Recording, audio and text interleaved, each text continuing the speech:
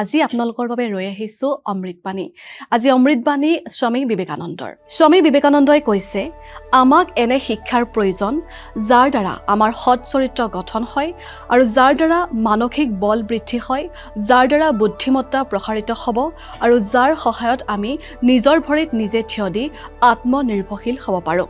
এয়া আছিল স্বামী বিবেকানন্দৰ আমালৈ অমৃতবাণী। প্ৰিয় দৰ্শক, স্বামী বিবেকানন্দৰ এই অমৃতবাণীৰে আমাৰ জীৱনটো উপকৃত হওক, আপোনালোকৰ জীৱনটো উপকৃত হওক, তাৰে আমি কামনা কৰিলোঁ।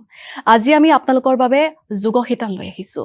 যোগ শিতানত আমি বিভিন্ন ধৰণৰ শাৰীৰিক আসন আপোনালোকৰ বাবে লৈ আহিছোঁ, কিয়নো শৰীৰ চৰ্চা বা যোগ আসনে আপোনালোকৰ শৰীৰ তথা মনটোক সতেজ কৰি তোলে আৰু যিকোনো ধৰণৰ মানসিক তথা শাৰীৰিক শ্ৰীবৃদ্ধি কৰে। তেন্তে আহক আজি আপোনালোকৰ বাবে আমি যি যোগাসন লৈ আহিছোঁ সেয়া উপভোগ কৰোঁ। নমস্কাৰ, সুপ্ৰভাত। মই যোগ প্ৰশিক্ষক প্ৰবীণ দাস। আজি আকৌ আপোনালোকৰ ওচৰত নতুন এটা আসন লৈ আহিছোঁ। সেইটো আসন হৈছে বকা আসন।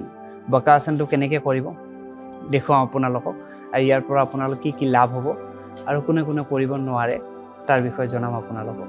আহকচোন বকা আসনটো চাই লওঁ এবাৰ। এতিয়া প্ৰথমতে আমি ইয়াৰ পৰা বজ্ৰাসনৰ স্থিতিৰ পৰা লাহেকৈ ঘূৰি আঁঠুৰ ওপৰত উঠিব লাগিব।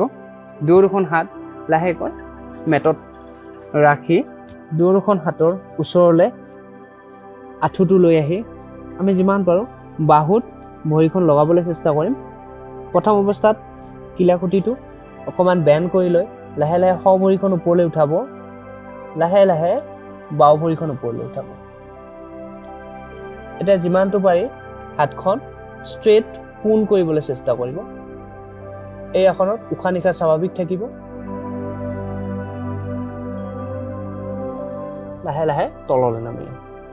এই আসনত যদি আমি 10 পৰা 15 ছেকেণ্ড বা 20 ছেকেণ্ড কৰিব পাৰোঁ, আমাৰ হাতৰ ষ্ট্ৰেংথ বঢ়াত সহায় কৰিব, শোল্ডাৰৰ কাৰণে খুব ভাল, লগতে পেটৰ কোৰ মাছল ষ্ট্ৰং কৰিব আৰু লগতে ভৰিৰ কাৰণে খুব ভাল। আকৌ এবাৰ আসনটো দেখাবলৈ চেষ্টা কৰিছে বকা আসনটো। বকা আসনটো কৰিবলৈ হ'লে প্ৰথমতে আঁঠুৰ ওপৰত উঠিব লাগিব। দুয়োখন হাত সুন্দৰভাৱে মেটত ৰাখিব লাগিব। লাহে লাহে আঁঠুৰ ওপৰত উঠি আহি আঁঠুটো যিমান পাৰোঁ বাহুত লগাবলৈ চেষ্টা কৰিম। হাতখন প্ৰথম অৱস্থাত কিলাকুটিটো বেণ্ড হৈ থাকিব। লাহে লাহে যিমান পাৰি সোঁ হাতৰ ওপৰত সোঁ ভৰিখন, বাওঁ হাতৰ ওপৰত বাওঁ ভৰিখন দি পেলাই লাহে লাহে বেলেঞ্চটো বনাবলৈ চেষ্টা কৰিব আৰু লাহে লাহে হাতখন যিমান পাৰে ষ্ট্ৰেইট কৰিবলৈ চেষ্টা কৰিব। সন্মুখৰ পিনে চাই থাকিব লাগিব। উশাহ নিশাহ স্বাভাৱিক থাকিব। উশাহ ল'ব, উশাহ এৰিব।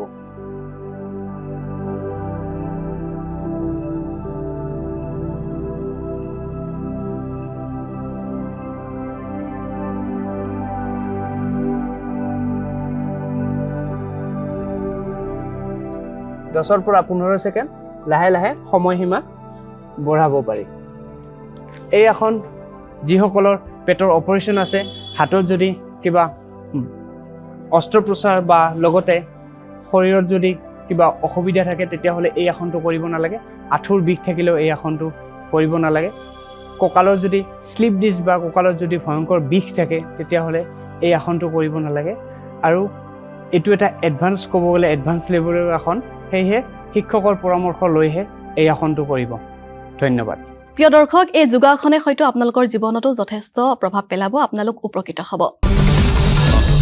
আসাম টক্স, আপোচবিহীন অসম কণ্ঠ।